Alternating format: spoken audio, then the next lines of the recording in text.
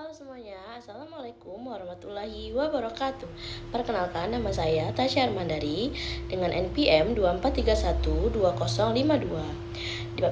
Pada video kali ini, saya akan membahas topik yang sangat penting dalam dunia informatika dan pemrograman, yaitu konsep dasar algoritma dari mata kuliah Analisis dan Strategi Algoritma. Sebelum kita mulai, coba kita pikirkan sebentar, setiap hari kita pasti melakukan berbagai kegiatan yang memiliki urutan dan langkah tertentu.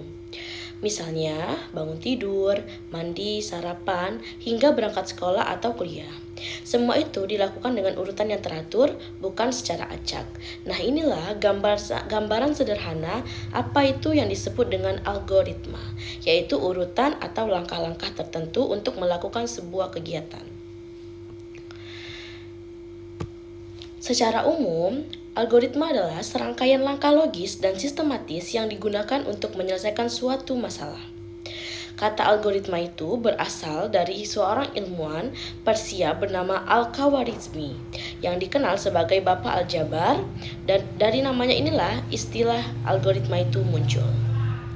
Dalam konteks komputer, algoritma digunakan sebagai dasar dalam menulis program. Komputer sebenarnya hanya memahami instruksi logis dan berurutan. Jadi, sebelum kita menulis sebuah program dalam bahasa pemrograman seperti C, Java, atau Python, kita perlu membuat algoritmanya terlebih dahulu agar komputer tahu apa yang harus dilakukan. Ciri-ciri algoritma yang baik. Sebuah algoritma yang baik memiliki beberapa ciri, yaitu jelas dan tidak ambigu. Artinya setiap langkah itu harus mudah dipahami dan tidak menimbulkan makna yang ganda. Kedua, terstruktur dan berurutan.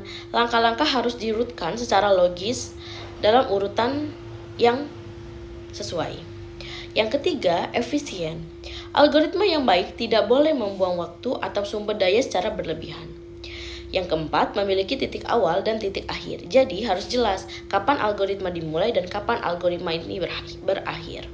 Yang kelima, dapat diterapkan. Langkah-langkahnya harus bisa dilakukan baik oleh manusia maupun komputer.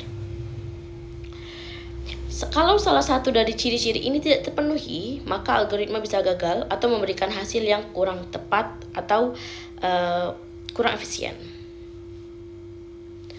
Bentuk penyajian algoritma.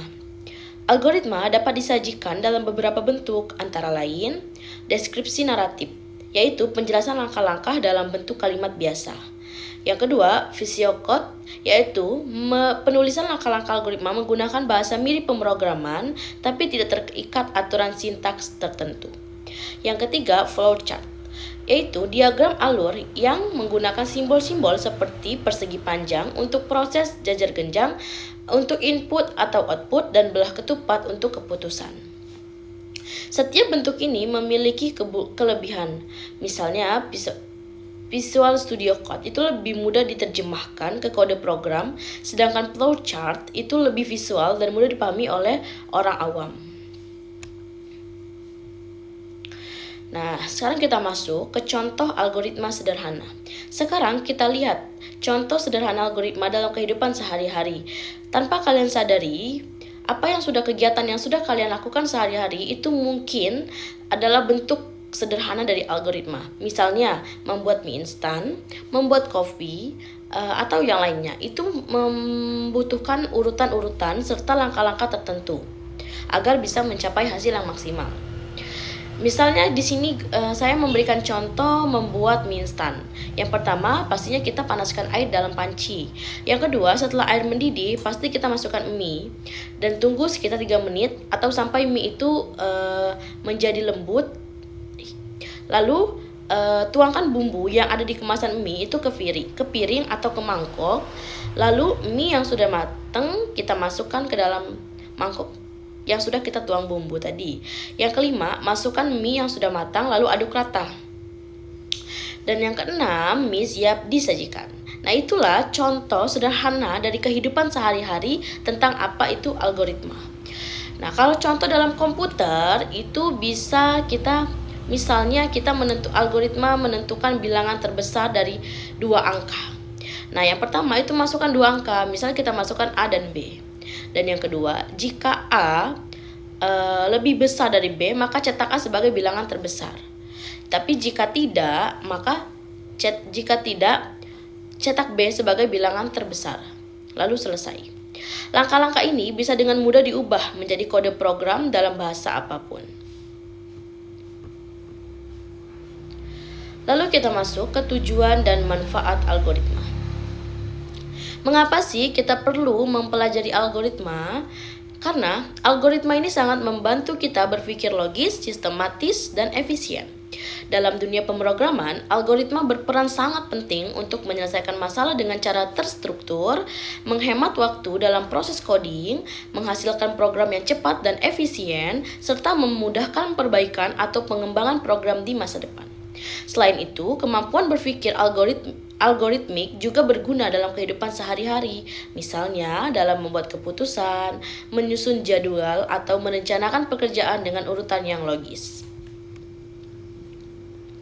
Jadi dapat kita simpulkan bahwa algoritma ini adalah sebuah dasar dari segala proses komputasi. Tanpa algoritma, program komputer tidak akan bisa berjalan dengan benar. Jadi memahami konsep dasar algoritma berarti kita sedang melatih cara berpikir yang terstruktur, efisien, serta sebuah kemampuan yang sangat dibutuhkan dalam dunia teknologi maupun dalam kehidupan sehari-hari. Terima kasih sudah menonton video saya kali ini. Saya harap teman-teman semua dapat mengerti apa yang sudah saya jelaskan. Jangan lupa untuk terus belajar dan berlatih membuat algoritma sendiri. Sampai jumpa di video berikutnya. Saya akhiri. Wassalamualaikum warahmatullahi wabarakatuh. Bye.